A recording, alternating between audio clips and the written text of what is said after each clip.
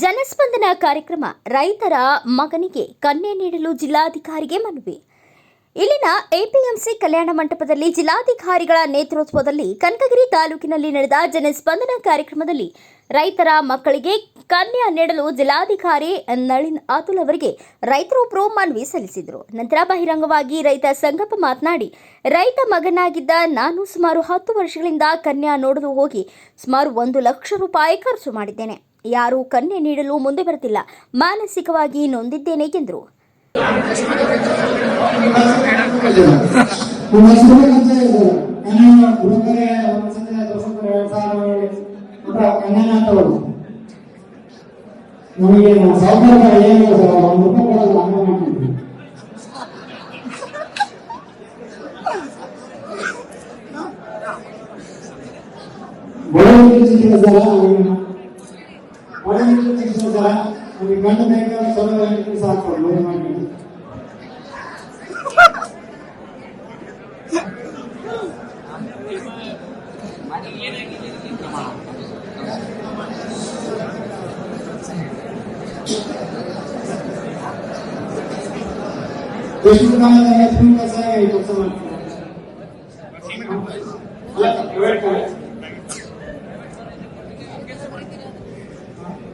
ಇದರಲ್ಲಿ ನೀವು ರೈತರಂತ ಹೇಳಿ ಹೇಳುವಾಗ ನೀವು ರೈತರ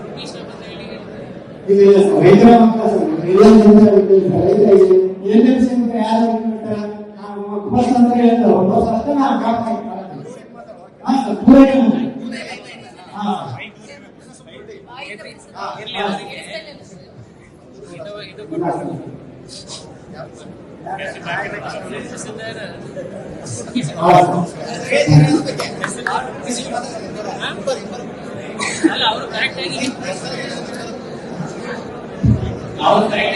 ಇಲ್ಲ. ಒಂದು ಪ್ರೈವೇಟ್ ಕಾಲೇಜಲ್ಲಿ ನಾವು ಕೆಲಸ ಮಾಡ್ತಿದ್ವಿ, ಟೀಚರ್ ಅಂತ ಹೇಳಿ ಹೇಳ್ತಾರೆ. ಇಲ್ಲ ಸರ್, ಡೆಂತ್ ಸರ್ಟಿಫಿಕೇಟ್ ಇಲ್ಲ ಅಂತ ಯಾವ ಜಾಬ್ ಇರಲಿಲ್ಲ. ಹಂಗಾಗಿ ನಾವು ಪ್ರೈವೇಟ್ ಕಾಲೇಜಲ್ಲಿ ಅಟೆಂಡೆಂಟ್ ಕೆಲಸ ಮಾಡ್ತಾರೆ. ಅಲ್ಲೇ ಹೋಗ್ತೀವಿ. ಇಲ್ಲಿಗೆ ರೈತ ಮಕ್ಕಳು ನಮ್ಮ ಬಾಗಿ ಮಾಡ್ಬಿಟ್ಟು ಇದ್ದು ಕಾಲೇಜ್ ಮಕ್ಕಳು ಎಲ್ಲ ನಮ್ಮ ಮಕ್ಕಳು ಮಾಡಿಬಿಟ್ಟು ಮದುವೆ ಮಾಡಿಬಿಟ್ಟು ಅಂತ ಹೇಳಿ ನಮಗೆ ಮದುವೆ ಮಾಡೋದು ಮಾಡ್ತಾರೆ.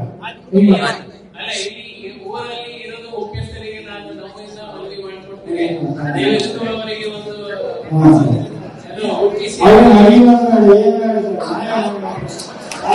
ಶಿವಯ್ಯ ಕೆಂಭಾವಿ ಮಠ್, ಭಾರತ ವೈಭವ news, Koppal.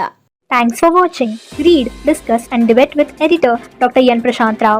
Wanted reporters in print, digital and visual media for Bharat Vaibhav Daily Newspaper, BV News Channel and BV Fast Web News from all the talukas of Karnataka. If interested, send your resume to 9010229369.